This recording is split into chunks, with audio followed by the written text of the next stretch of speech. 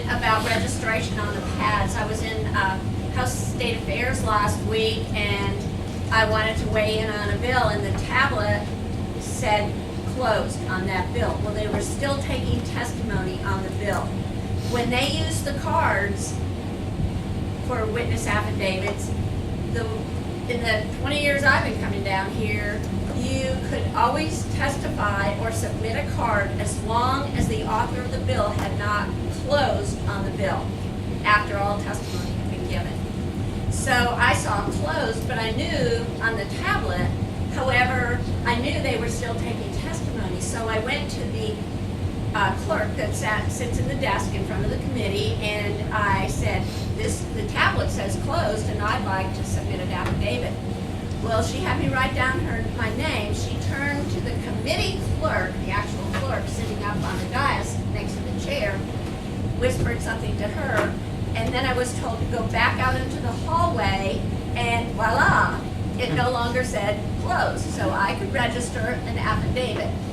So then another bill came along, same committee, and I decided after hearing more about the bill, I wanted to weigh in on that. Went out to the hallway, and it said closed. So I again went to the little clerk at the desk, and she immediately turned to the committee clerk and asked her to turn on the machine, and the clerk at the desk instructed me to go back into the hallway and register on the bill. So if something says closed on the tablet, I would verify, walk into the committee, talk to the clerk sitting at the desk in front of the committee, and ask them to please, that you want to register on the bill. And that's a game they're playing, so I would be aware. Yesterday, we've already talked about ALAC. I testified. I waited late to testify on Senator Campbell's Senate Bill 531 yesterday. It was left pending in committee, but by the time people finished testifying, or during the testimony, only Senator Brandon Creighton, the author of the bill, Senator Donna Campbell, and the chair, Joan Huffman, were sitting in the room, so they couldn't have taken a vote on the bill. That could be why they left it pending, but anyhow, they weren't there to vote on it if the chair had called a vote. Yes. Was that at the beginning of hearing 531? There were only 3 people there? Or Pretty much. Pretty much. Pretty much. That's all. So my friend Senator Frazier was... He was in the room, but he was. I did not see him sitting in his chair. He left. Don't forget that often when you are testifying in a now that was on the Senate chamber floor, but normally in a committee room, there is a lounge behind the committee, and members can go in there and eat their dinner. They can go in there and take a nap. They can do whatever they want, check their email, whatever.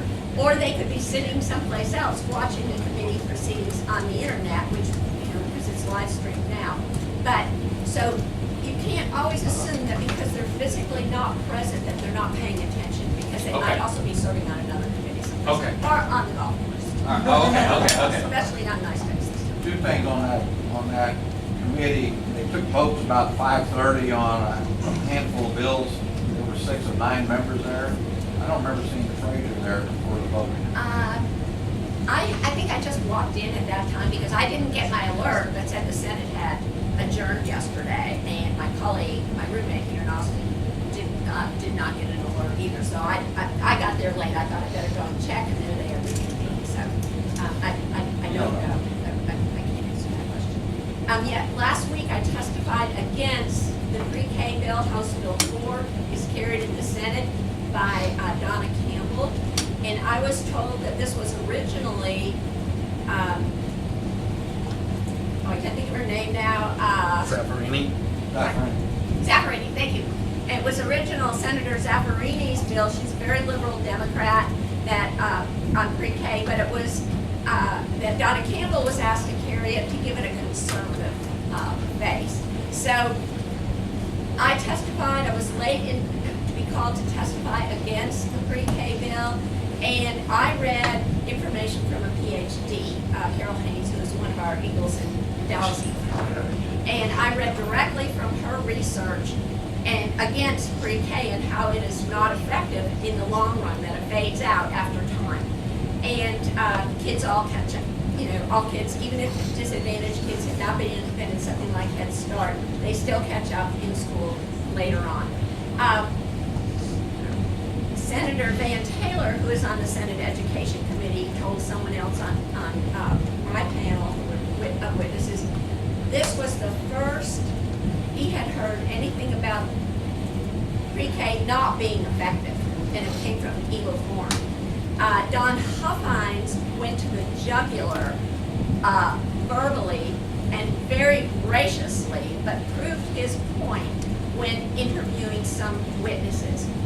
I have to give you some history, and I'll try and be quick, Michael Sullivan, but if you'll allow me the time, please, because this is important. Rick Noriega is a former state representative. He's Harvard educated. He's a colonel in, I believe, the Air Force, maybe Reserve. He is a former Democrat House member here in Texas. And he is head of an organization called Avanza, and it's all about mother and child and the government being a part of helping raise a child. He testified in favor of House Bill 4. And Rick Noriega is a very liberal Democrat.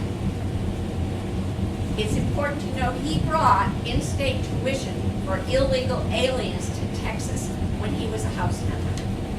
It's important to know that he also brought to Texas free doctor's office visits for illegal aliens in Texas.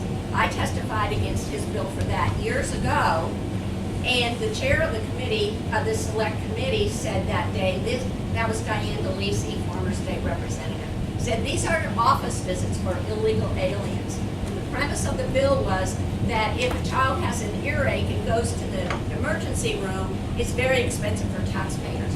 For a parent who doesn't have health insurance, they take it from there. So this bill allowed municipalities to use local tax dollars to set up a clinic so that illegal aliens could go there for free health care, for doctor's office visits. The bill didn't pass. I had nothing to do with killing that bill. The bill didn't pass, but it was tacked on as an amendment to a big omnibus bill at the end of session. So Rick Noriega gave us free doctor's visits for illegal aliens. He gave us in-state tuition for illegal aliens. And now he's lobbying for pre-K, full day, for 4-year-olds. Don Huffines kept asking witnesses, at what age do you think a child should go into pre-K? And where he was going was, the liberals, the progressives, wanted at birth. And that's very clear in the testimony of those people Don Huffines asked. Don Huffines, Van Taylor voted against the bill. Larry Taylor, the chairman, called everyone back to vote on the bill, so there were 11 members present. And that pre-K was voted out of committee, and I just got an alert that it's been reported with no amendments out of the Senate Education Committee. So what our only hope to defeat pre-K is to hit the whole Senate and tell them to vote no against House Bill. Panda report. Pardon me?